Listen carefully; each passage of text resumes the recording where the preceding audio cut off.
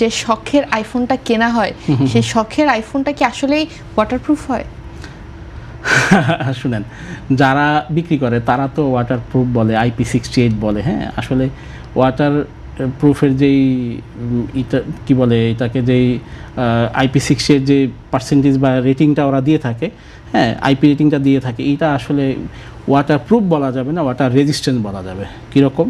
আপনি splash proof, একটা পানি ঝাপটা লাগলো, এখন সেটা নিয়ে আপনি সমুদ্রে ডুবে যাবেন, সুইমিং পুলে ডুবে যাবেন, এটা কিন্তু অ্যাপল সার্টিফাইড না। শুধু আইফোন না, ওনার কিছু কিছু ফোনের আছে তারা দেখে যে তারা পানির নিচে ছবি তুলতেছে।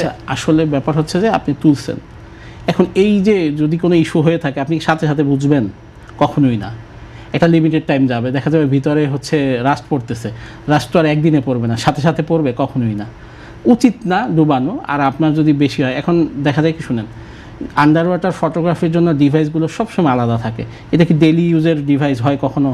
ডেইলি ইউজের ডিভাইস দিয়ে কি আন্ডার ওয়াটার ফটোগ্রাফি করে? আন্ডার ওয়াটার ফটোগ্রাফির জন্য ক্যামেরার হিসেবেই তো আলাদা থাকে, খুব স্বাভাবিক। তো ফোনটা কি ওইরকম? এখন যেটা আমি কোনো কোম্পানির বিরুদ্ধে বলতে চাই না যে আসলে এটা করা যাবে না, আমার মতে হচ্ছে সাবধানে থাকাটা সবসময় ভালো। আপনি এক্সট্রিম না করে সাবধানে থাকেন। স্প্ল্যাশ প্রুফ আমি কখনোই বলি না যে আসলে অ্যাপেল নিজে, কিন্তু আপনি যদি আন্ডার ওয়াটার ড্যামেজ হয়, অ্যাপেল কিন্তু ওয়ারেন্টি দেয় না। সো এটা মাথায় রাখাটা, আমি অন্য কোম্পানির যাচ্ছি না, অ্যাপেলের কথা বলতেছি।